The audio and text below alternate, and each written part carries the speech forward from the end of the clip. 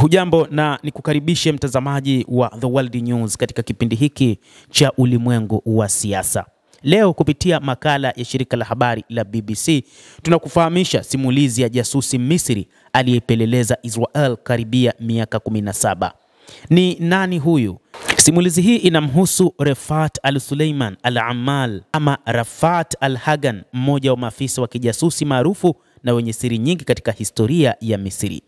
Katika miaka ya 1980 na mwaka 1990, Wamisri wengi walitazama tamthilia ya Rafat al-Hagan ambayo ilielezea maisha ya jasusi Misri aliyefanya kazi ndani ya Israel na kutuma taarifa kwa nchi yake ya Misri ndani ya miaka 17. Kitabu cha I Was a Spy in Israel cha Saleh Morsi kilisimulia maisha ya Gamal aliyekuwa akiishi Israel kwa jina bandia kwa miaka 17 akipeleka taarifa muhimu kwa ujasusi wa Misri, na riwaya hii ilichapishwa kwa sehemu kwenye jarida la Al-Musawwar kuanzia mwaka 1986 na baadaye ikafanywa kuwa kitabu cha tamthilia na vitabu vitatu mwaka 1988.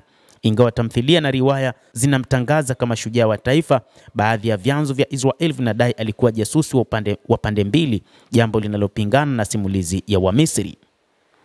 Gamal alizaliwa mwaka 1927 katika eneo la Damietta huko Misri.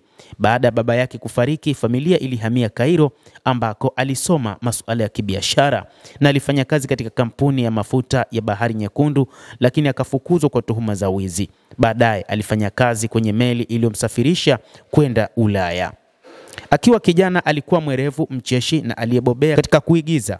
Alijua Kiingereza na Kifaransa, jambo ambalo lilimsaidia baadaye. Baada ya mapinduzi ya mwaka 1952 alikamatwa kwa udanganyifu, ndipo ujasusi wa Misri achague jambo moja, ama kifungo au kuwa jasusi. Alikubali mafunzo ya kina, kutumia wino wa siri, kuwasiliana kwa redio, kupiga picha za kijasusi na kujifunza tamaduni za Kiyahudi. Alipatiwa utambulisho mpya wa Jackie Beaton, Myahudi wa Kimisri aliyekimbia Israel mwaka 1955 akijulikana kama Agent 313. Maisha yake ndani ya Israel, alianzisha kampuni ya utalii ya Sea Tours kujificha ama kuficha kazi zake halisi. Hii ilimfanya awe karibu na wanasiasa na maofisa wa kijeshi.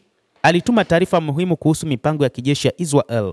Miongoni mwa mafanikio yake inasemekana kutoa taarifa kuhusu ngome ya Bar Lev kabla ya vita ya Oktoba mwaka 1973, jambo lililosaidia upande wa Misri. Inaonyesha maisha yake ya kujitolea mbali na familia, ikiwemo ndoa yake na Mjerumani Waltraud Beaton. Aliamini kwamba mumewe alikuwa Myahudi. Hata hivyo, Gamal ndiye aliyesaidia kumfichua jasusi wa Israel Eli Cohen, ingawa kuna masimulizi mengine yanayopingana na jambo hili. Upande wa Israel, baadhi ya magazeti kama Haaretz na Yedioth Ahronoth yanadai Gamal aligunduliwa mwaka 1955 na alikubali kufanya kazi kwa Israel, na simulizi hiyo ilidai aliwapa wa Misri taarifa za kupotosha kabla ya vita vya mwaka 1967 zilizochangia ushindi wa Israel.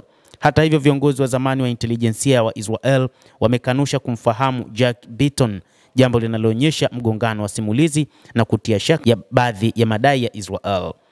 Baadhi wanaosimulia simulizi ya Israel kuwa ni jaribio la kupunguza athari ya umaarufu wa tamthilia hiyo ya Rafat al-Hagan katika ulimwengu wa Kiarabu. Gamal alifariki mwaka 1982 huko Ujerumani kutokana na saratani ya mapafu. Kwa Misri, anabaki kuwa shujaa wa kitaifa aliyetoa taarifa zilizosaidia ushindi wa vita ya Oktoba mwaka 1973.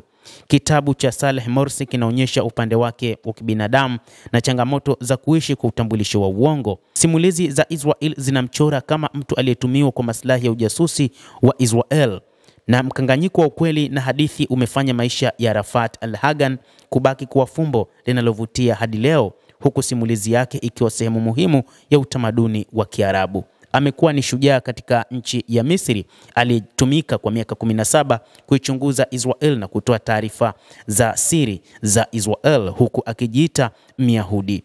Mtazamaji, endelea kutufuatilia na usisahau kulike, usisahau kucomment, kadhalika na kusubscribe channel yetu hii ili upate habari hizi kwa mapana hapa The World News. Mimi ni Adam Hussein, endelea kuwa nasi wakati wote, endelea kutufuatilia, utaweza kufahamu mengi yanayojiri katika ulimwengu kupitia The World News.